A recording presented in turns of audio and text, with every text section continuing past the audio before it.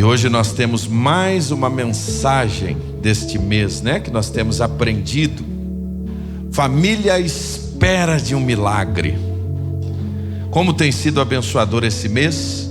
Se você não segue ainda a igreja no Instagram, eu queria que você seguisse, porque todos os dias, 7h15 da manhã, pastor Josimar e a irmã Silvia, é o nosso pastor da área de famílias, ele está ali ministrando a nossa vida, a nossa igreja, e tem sido uma bênção. E sábado nós temos encontro de casais e queremos ter você aqui conosco também. Este mês da família, ao mesmo tempo em que nós podemos, há tantas famílias que vivenciam alegrias, estão desfrutando de momentos abençoadores. Do outro lado, nós temos famílias que estão enfrentando adversidades, estão enfrentando problemas, estão enfrentando lutas, estão enfrentando dias difíceis. Quantas famílias que eu e você não conhecemos que tem alguém lidando com a enfermidade, lidando com a circunstância de ter alguém em casa enfermo, alguém querido. Quantos pais não estão lidando, por exemplo, com o desafio de um filho envolvido nas drogas, um filho na marginalidade, um filho preso, um pai, uma mãe que tem que lidar com essa luta de quantas vezes chega à noite, depois de um dia de trabalho, querer descansar, vai deitar e não consegue descansar. Por quê? Porque o filho não chega. Quantas famílias não vivenciam isso? Quantos casamentos passando por lutas, adversidades, problemas seríssimos. Eu não estou dizendo aquela circunstância aqui ou ali, porque não existe, irmãos, nenhum casamento. Quando um casal vira para mim e fala assim: pastor, nós nunca tivemos uma diferença. Conversa fiada. Aonde tem dois seres humanos com pensamentos diferentes, cabeça diferente, aqui ou ali pode ter uma diferença. A grande questão é a gente aprender a perdoar e a recomeçar, a refazer. Mas às vezes chega uma hora que a coisa fica no extremo, e dali parte para agressões verbais. Famílias que estão vivenciando isso, famílias que tem alguém nas drogas, gente no vício, gente que está presa, gente que está ferida, marcada por um passado terrível, e anda com aquela mochila nas costas que não larga, e aquilo está pesado, ou simplesmente forças para continuar. Circunstâncias que nos deixaram de uma maneira tão dura, passamos por circunstâncias tão pesadas, que às vezes tem hora que falta força para a gente continuar. É por isso que o Senhor Jesus usa Paulo para dizer, no capítulo 8 de Romanos, que quando nos falta força até para orar, o Espírito Santo de Deus intercede por nós com gemidos inexprimíveis. Este mês da família tem sido um instrumento de Deus para nos abençoar, para nos fortalecer. Semana passada mesmo as mães, recebemos aqui uma palavra de Deus para as mães. E hoje, essa semana, desde que eu saí aqui de domingo, eu já vou emendando um domingo no outro, né? E a gente começa a orar assim: Deus, o que o Senhor quer que fale esta semana?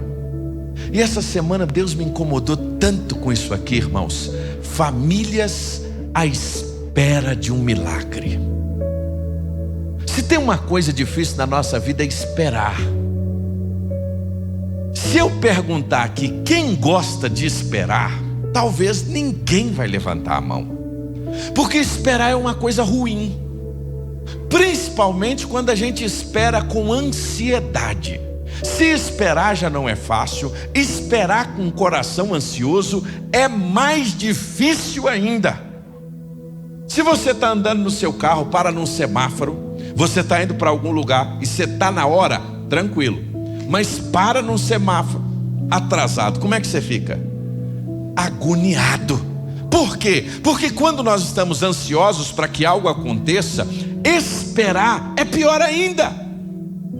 E quando nós pensamos famílias à espera de um milagre, nós vamos olhar para as Escrituras, porque a Bíblia tem uma série de histórias de famílias que podem nos ensinar acerca da espera de um milagre. E hoje eu pedi que você abrisse a sua Bíblia no Evangelho de João, porque no capítulo 11 tem uma história de uma família que estava à espera de um milagre. Era a família de Marta, Maria e Lázaro. Uma história muito conhecida, uma história que a gente nem sequer vamos aqui ler todo o texto bíblico, mas nós vamos ver alguns versículos enquanto a gente vai caminhando e conversando, porque hoje eu quero te convidar, sabe a fazer o quê? Dar uma volta lá em Betânia, ir lá na casa de Maria, ir lá na casa de Marta e ver o que estava acontecendo. Imagina comigo uma família simples. Imagina comigo uma família que era muito preciosa. E é interessante que esta casa era uma casa tão aconchegante ali em Belém, na cidade de Betânia, que Jesus gostava de estar ali. Essa era uma casa que Jesus conhecia. Não era uma casa qualquer, não era uma casa de um desconhecido, mas era uma casa que nos dá a entender que Jesus gostava de estar com aquela família.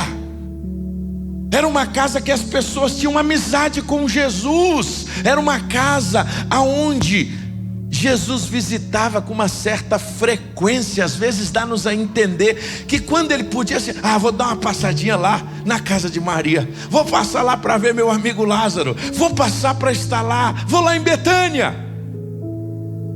Às vezes quando você começa a ler o texto bíblico, dá esse entendimento que parecia ser um lugar que Jesus gostava de estar. Agora tem uma coisa interessante, mesmo sendo uma casa que Jesus estava presente sempre, ela passou por um momento muito difícil, porque mesmo sendo uma casa que Jesus está, não significa que não possa passar por um dia difícil, um vale escuro.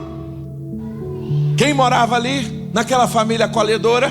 Ali nós tínhamos Marta, nós tínhamos Maria, duas irmãs, e o irmão Lázaro. Esses três irmãos. E é interessante, como eu disse, essa casa ela tinha um diferencial, porque Jesus gostava de estar ali.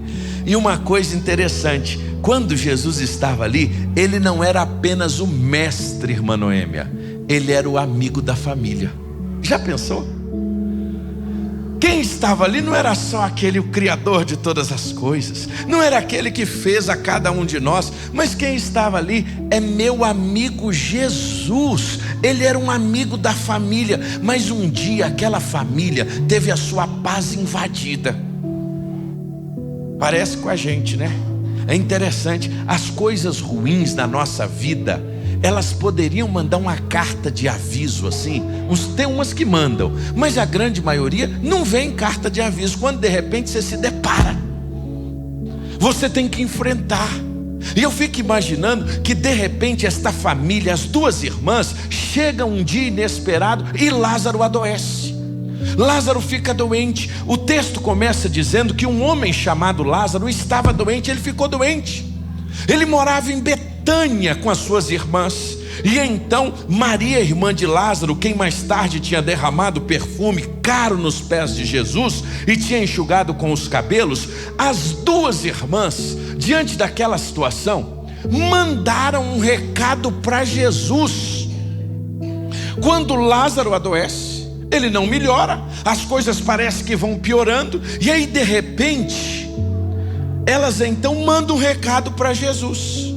Mandam um recado para Jesus com qual perspectiva? Elas sabiam que Jesus era alguém que tem o poder para mudar todas as coisas.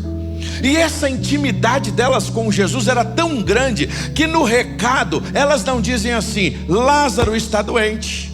Quando elas mandam o recado, elas não dizem: o nosso irmão Lázaro está doente, está muito mal. Não é isso, elas não mencionam o nome. Ela diz: Senhor, o seu amigo, olha que interessante essa versão, o seu amigo querido está muito doente. Elas não disseram o nome dele, não suplicaram um favor, elas somente mandaram avisar. Mais ou menos assim, fala para Jesus que o amigão dele está mal, porque se espera que quando alguém, que a gente fala isso para alguém assim, olha, irmão Josimar, meu carro quebrou aqui, pastor, já estou indo aí. Não é assim? Quando você recebe uma notícia dessa, se eu ligar para o Wesley e falar assim, Wesley, eu estou subindo aqui de Ceilândia para Samambaia, rapaz, meu carro acabou a gasolina, pastor, vou aí te dar um socorro. Quando a gente tem intimidade é assim, Mairo, a gente já fala desse jeito. A gente ali fala assim, irmão Marquinhos, eu estou com fome. Diz assim, pode vir que eu já estou preparando a comida. Não é assim? É intimidade isso. E eu fico imaginando que as duas na intimidade fizeram o quê? Olha Jesus, o seu amigo está doente. Elas não mencionam o nome, elas não pedem para Jesus vir, elas mandam avisar que Lázaro estava doente. Mas meus irmãos, o texto vai dizer que os dias se passaram. E o que aconteceu? Lázaro morreu e Jesus não veio. E agora, José? Lázaro não veio, Jesus não veio e Lázaro agora tinha morrido. A casa que antes era cheia de esperança, imagina comigo, estava agora cheia de luto. As irmãs que estavam cheias de esperança agora estão confusas. Sabe por quê? Porque nesses momentos, essas irmãs, como eu e você, quando temos expectativas que Jesus vai agir, e às vezes as coisas não acontecem, o nosso coração fica cheio de quê? Interrogações. Pense, ele é nosso amigo. Nós mandamos avisá-lo, nós falamos para ele que Lázaro estava doente. Será se ele não nos ama mais? Será se ele não se importou com a gente? Será se ele não recebeu o recado? A gente fica tentando assim, né? Imaginar, será se ele não tomou conhecimento? Mas o texto diz que ele sabia. Quantas vezes eu e você, irmã Sueli, quando nós estamos diante de uma situação como essa, e às vezes parece não ter resposta de Deus, a gente fica com essas perguntas na nossa cabeça. Será? Será? Será? Mas a gente nota que essas irmãs ainda tinham um fiapo de fé, mas carregando uma dor terrível no peito. A dor da perda, a dor da morte. E é nesse contexto que Jesus chega, Júnior. Jesus chega, Lázaro já tinha morrido. E quando Jesus chega, ele não ignora a dor, mas ele começa a chorar junto com aquelas irmãs. E é ali que nós vamos ver a história desse milagre. O milagre, irmãos, ele não aconteceu quando Jesus disse Lázaro venha para fora. O milagre aconteceu quando Jesus chegou. Sabe por quê? O maior milagre não era necessariamente Lázaro vir para fora, mas o maior milagre sempre é a presença de Jesus no meio da dor. Esse é o maior milagre. Jesus não veio apenas para resolver o problema, ele veio ali para revelar quem ele era, ou quem ele é. Quando Jesus chega diante daquela situação, ele não chega ali para primeiro resolver o problema, ele chega para ali para dizer quem ele é, porque ele se apresenta como quem? Eu sou a ressurreição e a vida. Quem crê em mim, ainda que esteja morto, viverá. Mais do que resolver um problema, Jesus vem para se apresentar quem ele é, o poder que ele tem diante da morte. Marta ouve estas palavras com o seu coração ferido, mas ainda disposto a crer, mesmo sem forças, ela se levanta, vai ao encontro de Jesus e ele chora com elas. É interessante quando o texto vai dizer que ele se encontra com elas e ela diz: Senhor, se o Senhor estivesse aqui, meu irmão não teria morrido. E quando Jesus viu Marta chorar, e o povo também, ele tem uma profunda dor, uma profunda indignação, e ele então pergunta: onde o colocaram? Aonde ele foi colocado? E eles responderam: Senhor, venhamos, vamos mostrá-lo. E aí diz João 11:35, o menor versículo das Escrituras: Jesus chorou. Jesus chora. Senhor dos céus derrama lágrimas. Irmão Marquinho, o Criador de todas as coisas, o poderoso, se comove profundamente pela dor daquelas irmãs. Jesus não chegou tarde, Ele chegou na hora certa de demonstrar o seu grande poder. Então, diante do túmulo, Jesus ordena: Lázaro, Lázaro. E é interessante que elas questionam: Senhor, já tem 4 dias, já cheira mal, Senhor. Senhor, já tem 4 dias. Mas Jesus então disse: se vocês crerem, vocês verão a glória de Deus.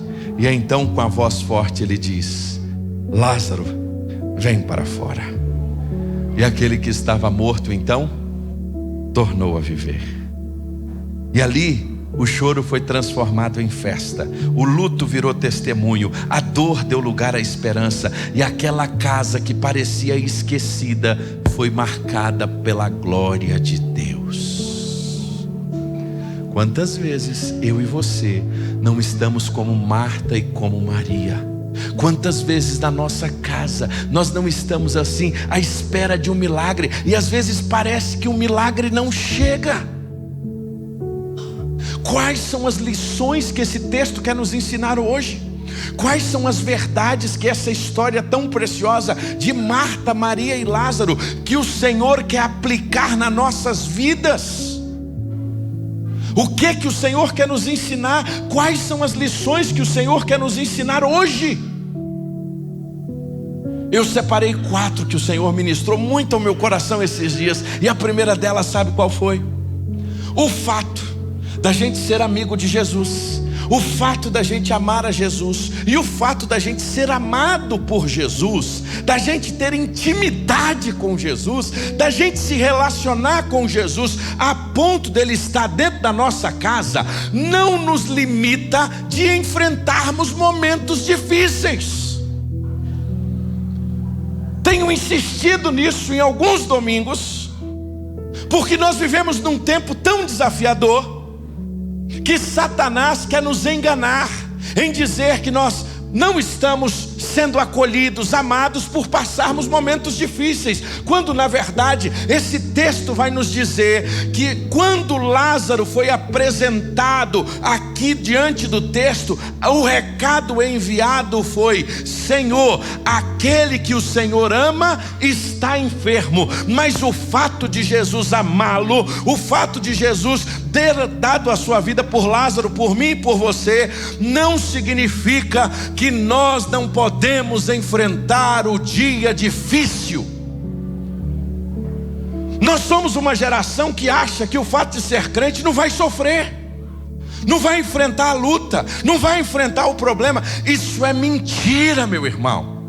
Jesus mesmo disse: no mundo tereis aflições, mas tende bom ânimo. O sol que nasce para aquele que não crê em Deus, nasce para aquele que crê. A adversidade que vem para aquele que não crê, vem para aquele que crê. O texto está dizendo que era alguém que Jesus amava. Ora, Jesus amava a Marta, a sua irmã, e a Lázaro. O amor de Cristo não significa ausência de sofrimento. Lázaro adoece, depois ele morre, mas isso nos ensina algo muito profundo. A dor não é um sinal de um abandono de Deus. Pelo contrário, muitas vezes o que Jesus mais nos ensina é que as nossas provações que nós enfrentamos, elas serão usadas por Ele para um propósito muito maior. É por isso que Ele diz: essa morte, essa enfermidade não é para a morte, e sim para a glória de Deus. Tinha um propósito muito maior, e às vezes a gente não consegue entender. Quando a gente está passando a adversidade, quando a gente está no meio do furacão, a gente ainda não consegue enxergar que Deus tem um propósito maior nisso. Cristo, meus irmãos, nunca nos prometeu que nós não passaríamos por adversidades. E uma coisa interessante: Jesus não apressou o milagre porque Ele estava preparando algo maior do que a cura. Sabe o que era? A ressurreição. Vou repetir isso. Jesus não apressou o milagre, porque Ele estava preparando algo muito maior do que a cura, que foi a ressurreição de Lázaro. Às vezes você não está conseguindo entender o que a sua família está passando. Por que que esse milagre não chegou? Por que que você está enfrentando lutas, mesmo amando Jesus e sendo amado por Ele? Não se engane, isso não significa que Ele te esqueceu. Ele está aí presente, mesmo quando parece em silêncio. Mas Ele está preparando você para algo muito mais profundo, mais do que um alívio imediato. Ele quer te dar uma revelação maior da sua glória, do seu amor, da sua presença. Mas às vezes você quer que a coisa aconteça agora. Senhor, eu estou te servindo, eu sou teu amigo e estou passando crise. Lázaro era quem Jesus amava.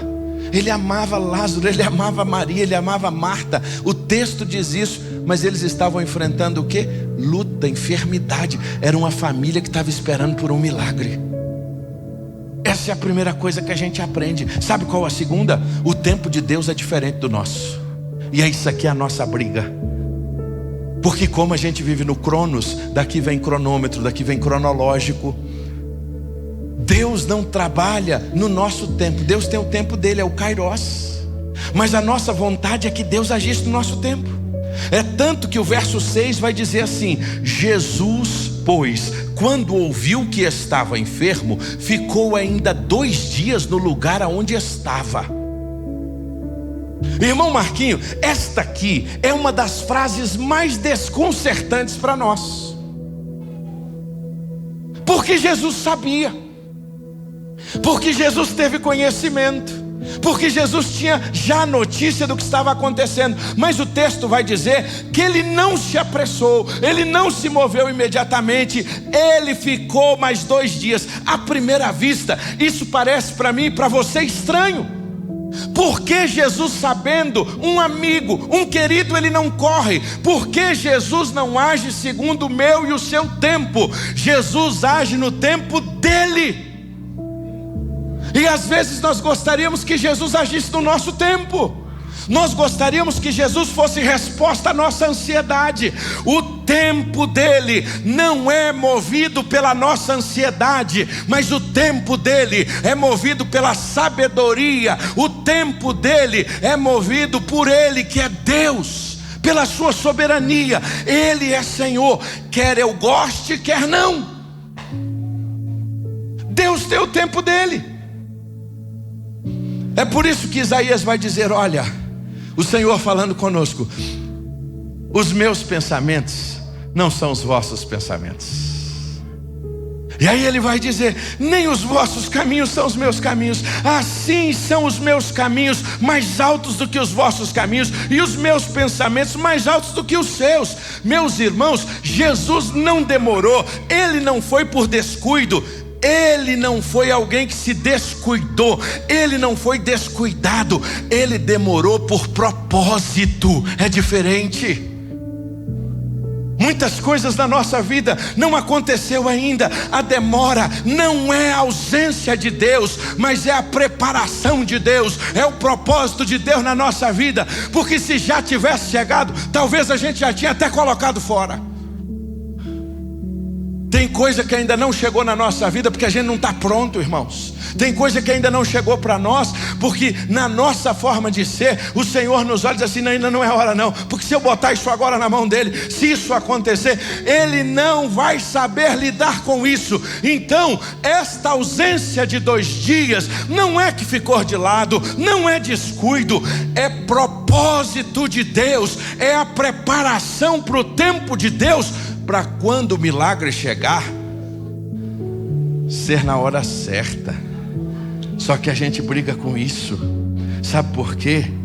Nós confundimos silêncio com esquecimento. Nós confundimos quando Deus diz assim: calma, aquieta. Mas aí o nosso coração ansioso, a gente espera por um milagre, e aí a gente fica confundindo tudo isso. Deus não está atrasado, Ele está construindo algo muito maior, que eu e você não conseguimos enxergar. Segunda lição: o tempo de Deus não é o nosso tempo. Terceira lição, e essa aqui para mim é uma das mais lindas, João 11:35. Que tal você declarar um versículo da Bíblia hoje? Os embaixadores é o primeiro que eles decoram. O que é que diz lá? Jesus chorou. Vamos repetir juntos? Jesus chorou. Esse versículo é o mais curto das Escrituras. Está entre os mais curtos da Bíblia, mas um dos mais profundos. Imagina comigo, Jesus, o Filho de Deus, Ele chora. O mesmo Cristo que estava prestes a ressuscitar Lázaro, Ele sabia o que iria fazer. Ele sabia que Ele tinha todo o poder para ressuscitar Lázaro. Mas Ele, antes da ressurreição de Lázaro, Ele não ignora a dor daquelas irmãs. Ele chora com elas. Ele viu o sofrimento de Marta, Ele viu o choro de Maria, Ele viu o lamento da multidão. Ele se comove, Ele sente a dor do outro, Ele se indigna, Ele chora. Não por falta de fé, não por desespero, mas porque Ele ama de verdade. É como o escritor aos Hebreus diz: Ele se compadece das nossas fraquezas, meus irmãos. Você já imaginou o Deus Todo-Poderoso que chora com você? O Deus Todo-Poderoso que vê aquilo que nós carecemos.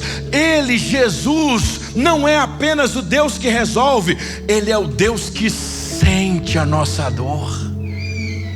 É muito mais do que o poder para resolver, é a empatia de sentir, irmã Edna, aquilo que a senhora está sentindo. É a empatia, Jefferson, de sentir o que você sente. É a empatia, André, de olhar para nós e não fazer pouco caso. Nós vivemos numa sociedade que um faz pouco caso com o outro. Quantas vezes você chega para falar com alguém e você vai expressar, compartilhar a sua dor, e às vezes o outro nem sequer para te ouvir. Aqui Jesus, esse Jesus, Ele chora conosco. Ele não está distante da dor da sua casa. Ele não olha para a sua casa com indiferença. Ele entra no seu luto, Ele senta ao seu lado e Ele compartilha com você a sua dor. Certamente é por isso que Isaías diz: Ele tomou sobre si as nossas enfermidades e Ele carregou as nossas dores. Você está achando que Jesus está indiferente ao que você está passando? Você acha que Ele é indiferente à sua dor? Você acha que Ele é indiferente à circunstância que você enfrenta? Hoje Ele está dizendo para você: eu estou com você, eu sinto a sua dor. É este Deus que nós cremos. É o Deus que chora com Maria, é o Deus que chora com Marta, é o Deus que chora com a multidão. É Ele que olha para nós e se compadece de nós, João. Uau! Esse é o meu Deus. Ele não me impede de passar problemas, mas Ele não me deixa sozinho nos problemas. Ele está comigo, Ele que está ao meu lado, mas o tempo dele não é o meu tempo. E às vezes eu fico brigando, questionando, mas o texto diz que Ele sabe da minha dor. E sabe qual a última lição que a gente tira aqui para a gente terminar? O versículo 43, quando Jesus chega e diz assim: Lázaro, vem para fora. Uma das coisas que mais me impressiona nesse texto é que Jesus não chegou, Ele não precisou tocar no túmulo. Ele não toca. Jesus não toca, irmão Marquinhos. Pastor Josimar, Ele não diz assim: miríades e miríades celestiais, venham aqui, removam a pedra e tragam Lázaro para fora. Ele não faz isso. Não tem nenhuma espécie de espetáculo aqui.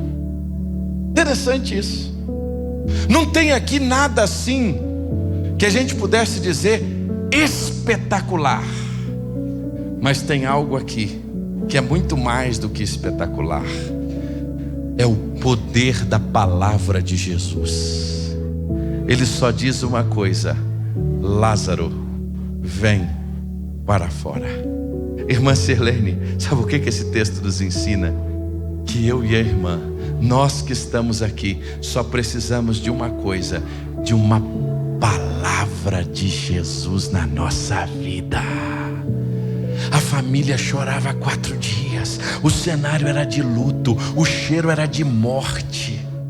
Mas a palavra de Jesus reverteu na hora certa, no tempo de Deus Ele fala, e quando Ele fala, o milagre acontece. Pode ficar tranquilo. Talvez você está vivendo o primeiro, o segundo, o terceiro dia, ainda não chegou no quarto. Na hora certa, no tempo certo, o Senhor vai bradar, e quando o Senhor falar, o milagre vai acontecer. Assim será a palavra que sair da minha boca, diz o Senhor, ela não voltará vazia.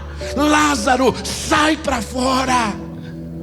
A palavra dele tem poder, a palavra dele muda a história, a palavra dele muda a nossa casa. Família que espera por um milagre, por mais que seja desafiador, por mais que a luta seja grande, não pode perder a fé em Jesus, porque Ele nos sustenta, e mais cedo ou mais tarde, no tempo dele, Ele vai dar a palavra final.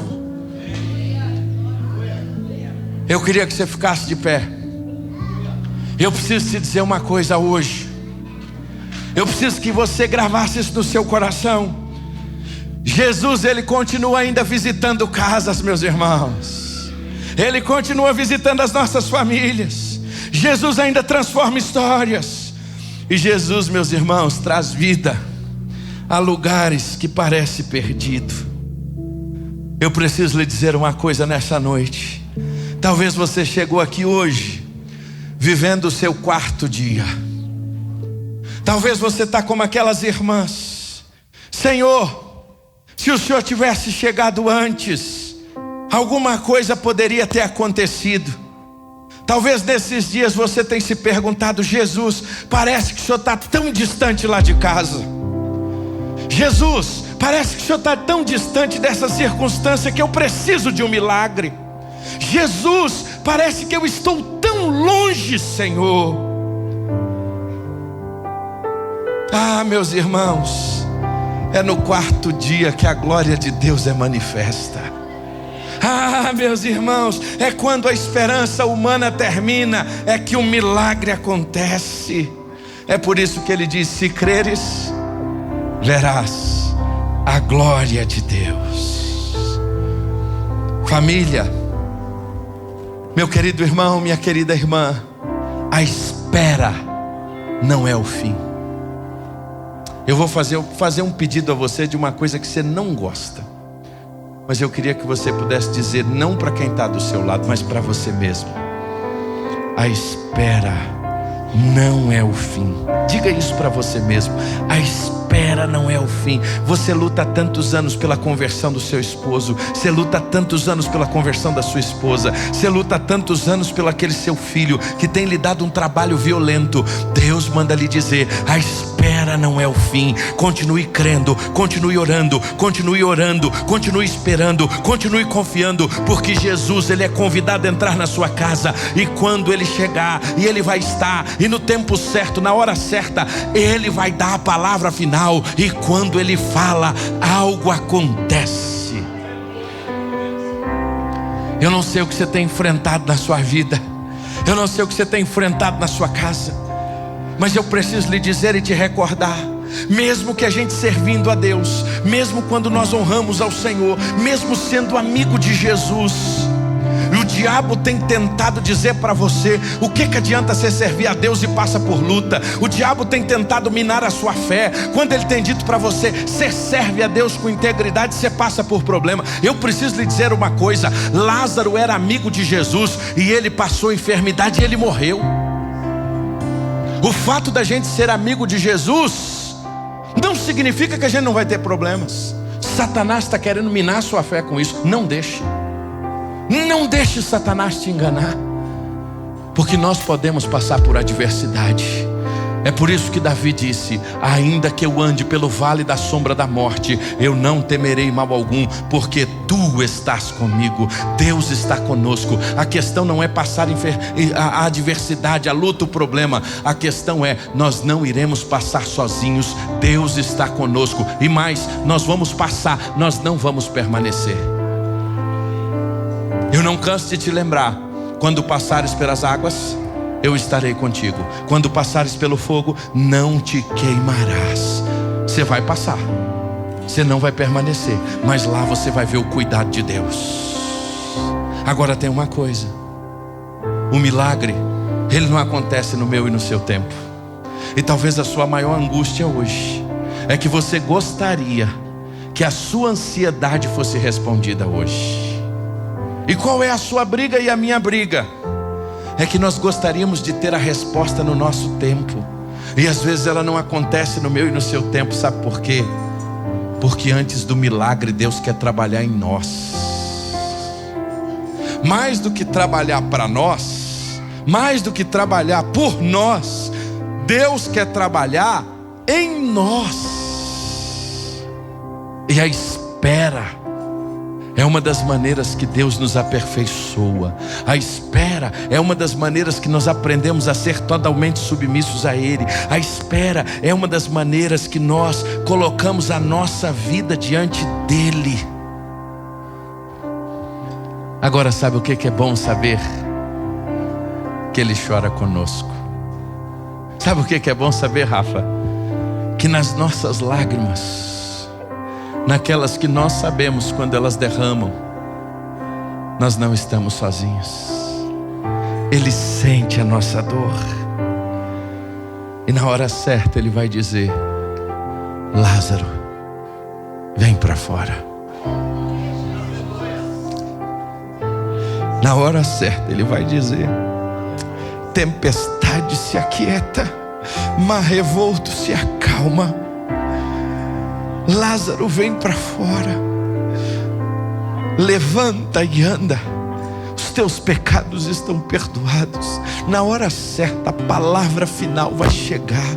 E quando a palavra dele chega, nada pode impedir, porque a palavra que sai da sua boca não volta vazia.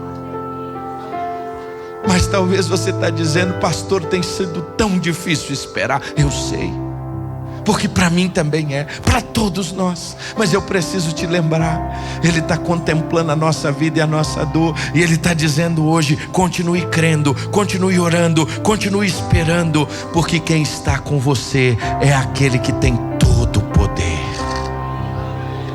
Eu queria te convidar a cantar esta canção e fazer dessa canção nesta noite a sua oração.